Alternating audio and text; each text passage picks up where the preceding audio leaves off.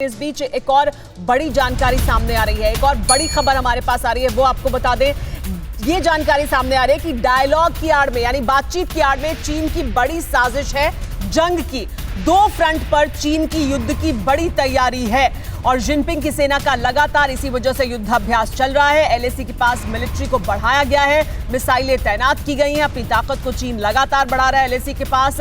और दो फ्रंट यानी एक तरफ ताइवान के साथ दो हाथ करने के लिए तैयार है, अमेरिका के साथ वो तैयार है कि जंग के फ्रंट को खोल लिया जाए, और दूसरी तरफ भारत के साथ एलएसी पर किस तरह की तैयारी चीन कर रहा है वो हम आपको लगातार दिखा रहे हैं। और चीन की तरफ से भी ये जानकारी सामने रखी गई है। देखिए ये देखिए 3 तस्वीरें आपको बताएंगी कि एलएसी पर H-20 स्टेल्थ बॉम्बर तैनात किया है चीन ने। इसके अलावा J-20 फाइटर को उड़ाया है, उसकी तस्वीरें भी सामने आई हैं और युद्धाभ्यास का प्रोपेगेंडा वीडियो भी जारी किया गया है। ये भी लगातार चीन की तरफ से दुनिया को जानकारी दी जा रही है। तो ये 3 तस्वीरें आपको बता रही हैं कि किस तरह से चीन एक तरफ प्रोपेगेंडा भी कर रहा है, अपनी ताकत को दुनिया को दिखाने की कोशिश भी कर रहा है, और दूसरी तरफ इस तरह की तैयारी भी है। हमारे साथ मेहमान लगातार सभी बने हुए हैं, लेकिन मैं इन मेहमानों के पास जाऊं उससे पहले मनीष से एक क्वाड को लेकर भी सवाल ले लेते हैं, और उसके बाद ये जो तैयारी है चीन की इस पर बात करेंगे।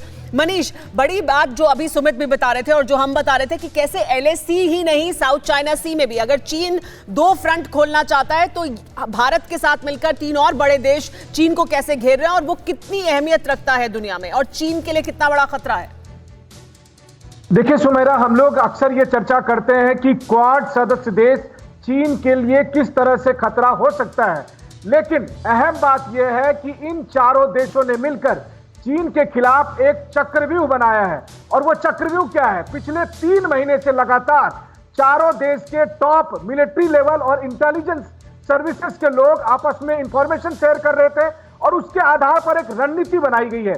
और वो रणनीति यह है कि चीन को जहां जहां उसकी डोमिनेंस है उन जगह पर उसे पीछे धकेलना है, चाहे वो गलवान घाटी हो या साउथ चाइना सी हो। और इसके लिए भारत, जापान, ऑस्ट्रेलिया और अमेरिका चारों देशों ने मिलकर एक जो पूरी तैयारी की है, एक जो रणनीति बनाई है, जिसको विस्तृत रूप देने का फैसला किया जाने वाला है जब इसी महीने चारों देश के एनएसए और उसके बाद चारों देश के विदेश मंत्रियों की ये बड़ी जानकारी है मनीष, ये बड़ी जानकारी कि इसी महीने एनएसए भी मिलेंगे, विदेश मंत्री भी मिलेंगे और 3 महीने से लगातार इस पर काम हो रहा था।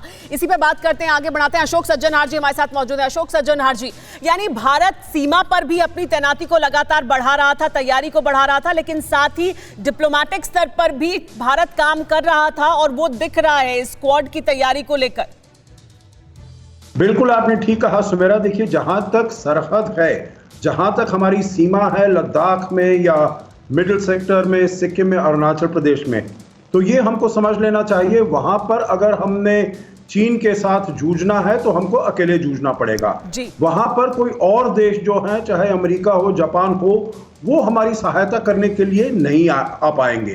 तो इसलिए वहां तो हमें मुस्तैदी से, जैसे हम कर रहे हैं, गलवान में भी उनको मुंह की खानी पड़ी है और अभी 29-30 को पैंगोंग के दक्षिण क्षेत्र में भी उनको मुंह की खानी पड़ी है।